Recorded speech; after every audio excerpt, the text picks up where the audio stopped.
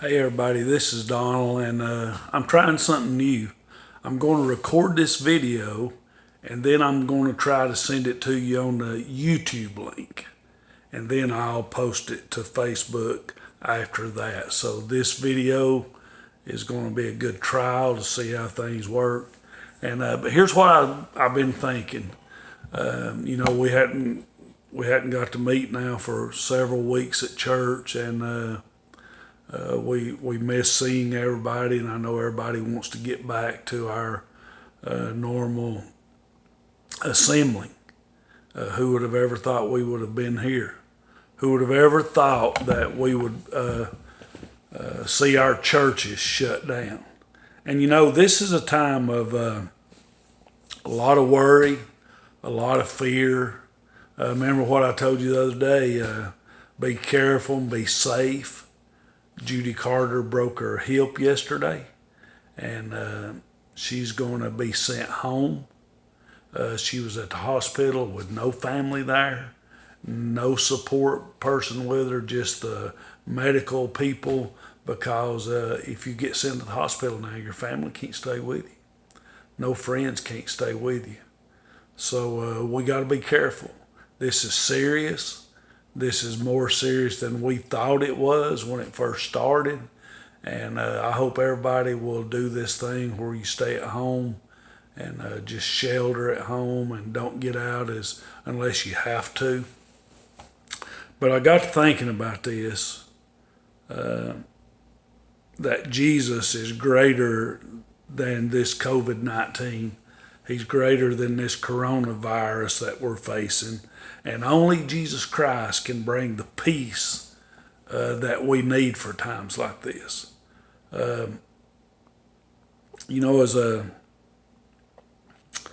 got to thinking about this, I come across this little story.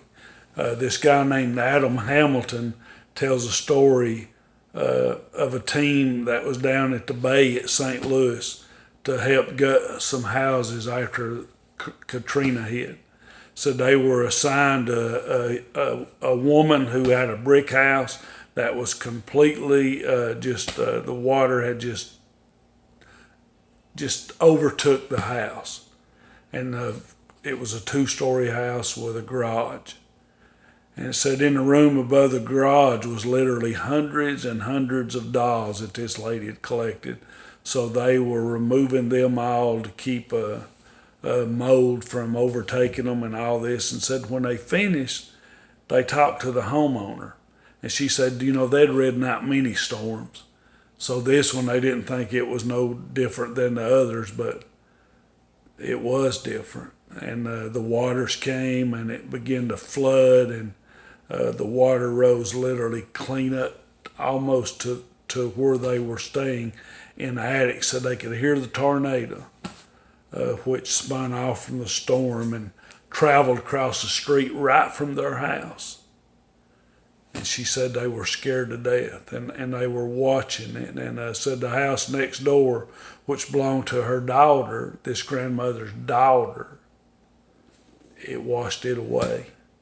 And she said, we were terrified, but here's one thing that I clung to during this whole ordeal. She said, I knew that I belonged to God. I did not know how I was going to be able to work this out, but I knew my life was in His hands. God can help us as we face these storms. So as I got to thinking about this, I want to read to you out of the book of Mark, chapter number 4. I preached on this before, but God showed me this. And it said, the same day when even was come, He saith unto them, let us pass over to the other side. And when they had sent away the multitudes, they took Him even as He was in the ships, and there was also with Him other little ships. And there arose a great storm of wind, and the waves beat into the ship, so that it was now full. The ship's about to go under. And He, well, I like how it says that, it focuses, Jesus was with them, and He was in the hinder part of the ship, asleep on a pillow. And they awake Him and say unto him, Master, carest thou not that we perish? And he arose and rebuked the wind and said unto the sea, Peace, be still. And the wind ceased, and there was a great calm. And he said unto them, Why are you so fearful? How is it that ye have no faith?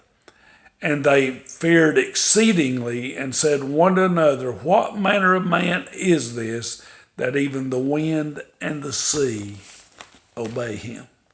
Boy, ain't that amazing? Here, as we look at this, I want you to think about this, folks. We can stay safe in this storm. America's faced storms. Our churches face storms. You face storms. I face storms.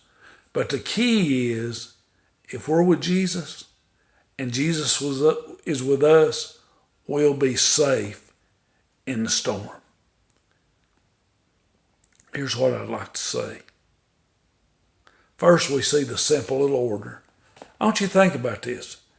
Jesus Christ is telling these guys, hey fellas, we're going to get in the boat and we're going to the other side. I don't know about y'all, but that means a lot. This lake here was 13 miles long. It was 6 miles wide. It was kind of shaped like in the shape of a bell.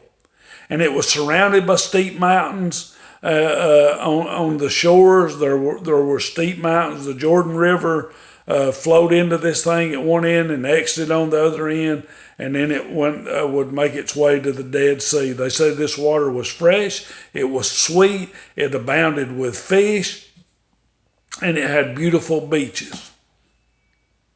But due to where this thing was at, sudden storms would come down those gorges that was on the sides of the bank of this massive sea or this lake. It had two names. It was called the Sea of Galilee or the Lake of Gennesaret.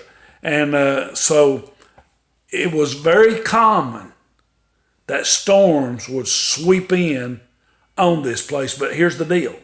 Storms are going to come. We're going to face them. It's a fact of life. But Jesus gave them order. He said, get in the boat. We're going to the other side. You know what you and I are to do? We're to obey.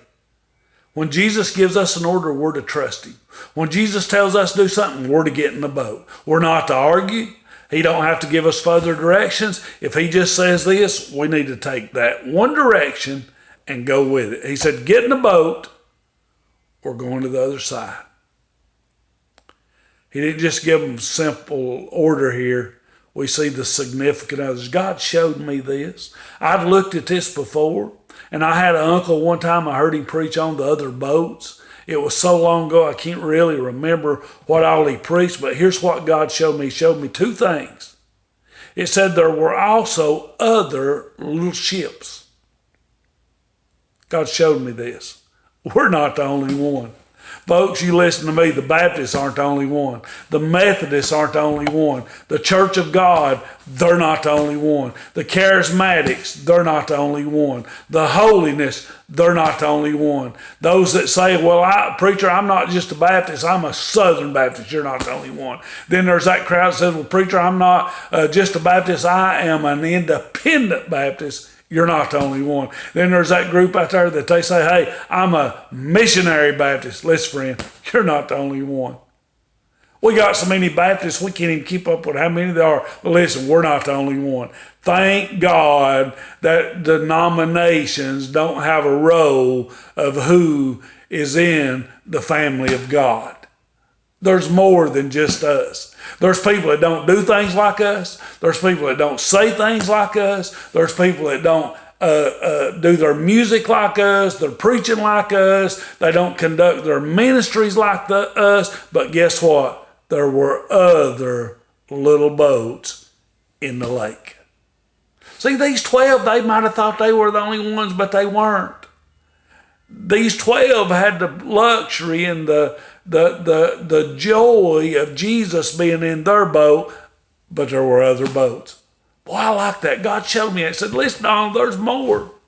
There's more than just you. There's more than just your little thing. There's more than just your little way. There's other ones out there. You know, I'm a firm believer in what I believe. And even if I'm right in what I believe, or if I'm wrong in what I believe, there's others. There ain't one way to get saved. We get saved, we get baptized, we become a part of the church. But there's many that make up the church. You know what else Jesus showed me as I got to looking at this? We're not in it alone. He let these other boats come, and they got caught in this same storm, and their ship's going up and down, and they are standing on the sides, and they hear him jump up in a minute, and he's going to say, "Peace, be still." You're not the only one. You're not the only one having marital problems. You're not the only one having financial problems. You're not the only one whose mom's got sick and died. You're not the only one whose father got sick and died. You're not the only one who's facing cancer. You're not the only one who's failed. You're not the only one who's got flaws in your life. I don't know about you, that means a lot to me. The significant others. God showed me that. Listen, it does us good every now and then to realize that there's others in this thing too. You're not the only one. You're not the only one struggling right now. You're not the only one worried right now. You're not the only one who's had your life turned upside down. There's others. And then the third thing, we see the sudden onslaught. It said, "And there arose a great storm of wind. The waves beat into the ship so that it was now full." This place, this lake, was surrounded by mountains. It had lofty mountain ranges around it. It had deep basins and gorges in between those mountains. And it was very easy for a wind, a storm, to sweep in and come right down one of those basins and hit that water and just turn it upside down. The Sea of Galilee lies 600 feet below the level of the Mediterranean. It was a tropical climate. It was only a short distance north of the high mountains of Lebanon. And this heated air about the sea invites this wind to come in upon these cold waters, and it would just make upheaval, and it would wreak havoc upon this thing. The Greek term here for storms is called lailaps, Lailaps. And it means a whirl of wind, a tempestuous wind, a violent attack of wind, or a squall. These lailaps are never a single gust of wind, but they blow down and they blow up. And you can imagine being in a wind that blows down and then it blows up. I mean, it's just like a whirlwind. Are you facing a storm? Has your life been turned upside down? How many of our church members right now that'll see this, you say, "Preacher, I am in dire need of prayer because I'm in a storm"?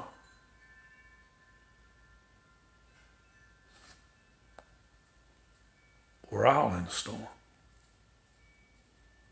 We're all facing these troubles. We're all facing this COVID-19. People's fearful for their family.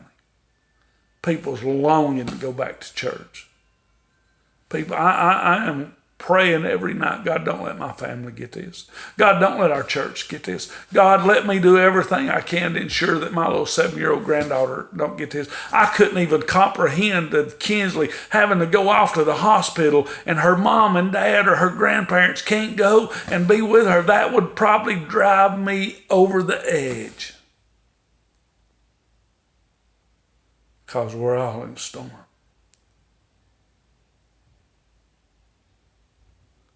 I don't know if you've ever flew, but there's times when you fly an airplane that you hit turbulence. And I mean, when you hit that turbulence, or if you go through a storm, you can look outside and the wings of that airplane literally look like they're flapping like a bird. And sometimes it'll literally scare you to death.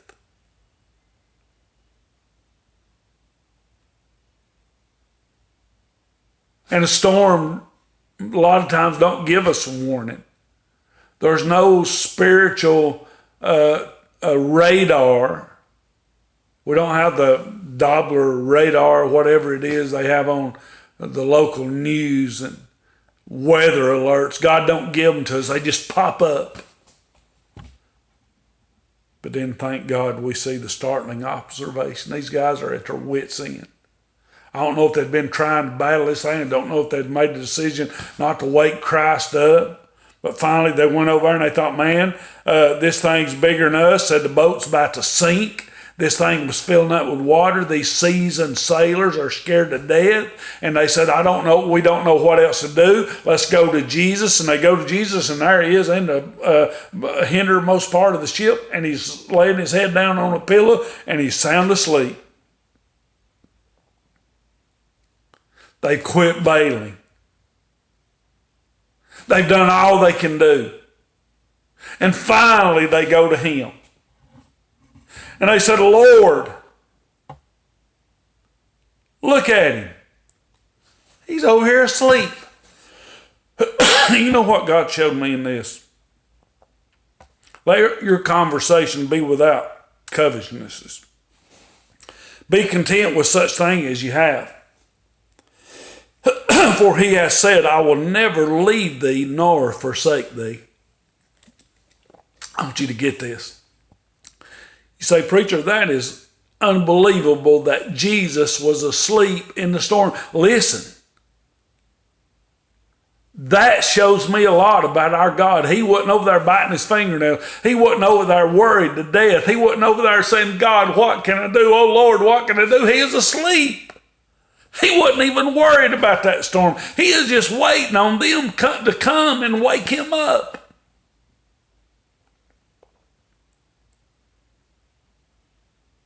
He is asleep. Then we see the startling here. Then we see the spontaneous outburst. Look what they said. Master, carest thou not that we perish?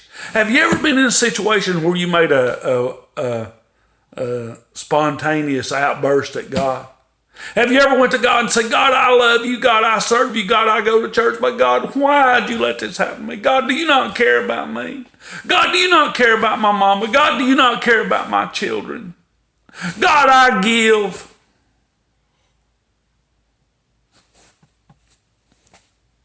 And you're over there sleeping. Do you not care? Do you ever think God's sleeping?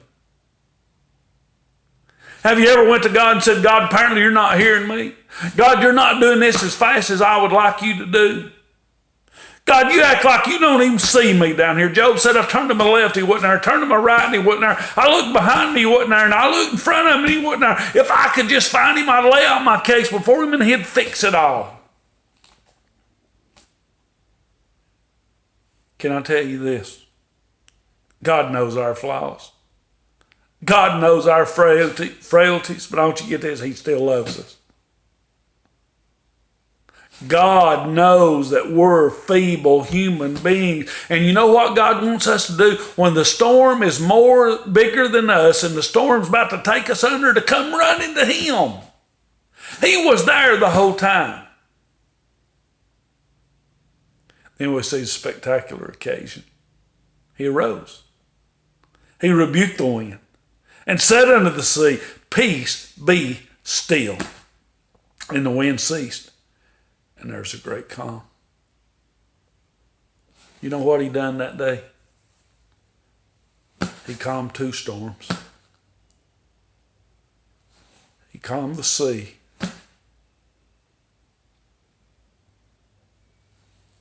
But he calmed the saints. I see Peter and John and James and all these guys as they're fighting that storm. They're doing all they can do.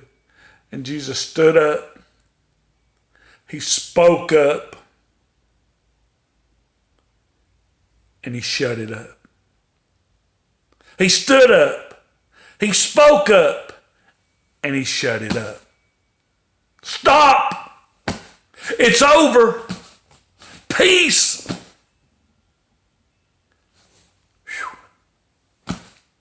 It's done. You know what helped me more than anything?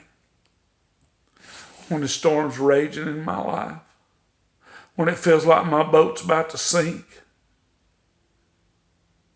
if my God would give me that peace in my heart and calm me. Sometimes that's the greatest blessing you ever get, is when you go run to him in prayer and he calms you. When you cry out to him and he calms you. Place was calm. People were calm.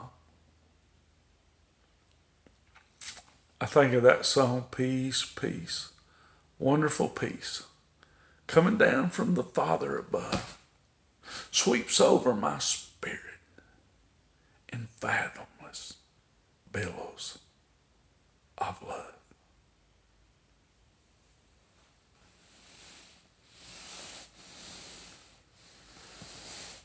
Then we see the searing omission.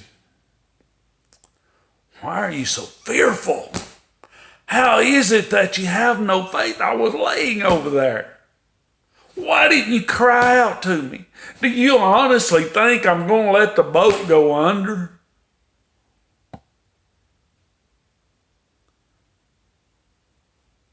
He said, fellas, do you not understand? I just fed 5,000. I just healed a leper. I just made a blind man see. I just done all this stuff, and now I want you to think about this. I just made the wind quit blowing and the waves to quit billowing, and it's perfect calm. Where's your faith? And then we see the spoken ovation. They feared exceeding. This different kind of fear. The first fear was faulty, but this in here is fabulous.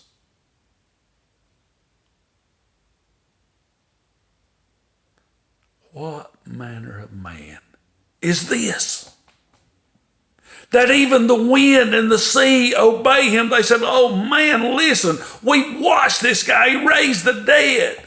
He healed a little girl. He touched the leper. He made the blind to see. And that's wonderful. But this guy just done something even beyond that. He just made the wind quit blowing. He made the sea become perfectly calm. He was sleeping. He stood up. He spoke up. And he shut it up. Folks, can I leave this with you? I love you. You and I can be safe in the storm.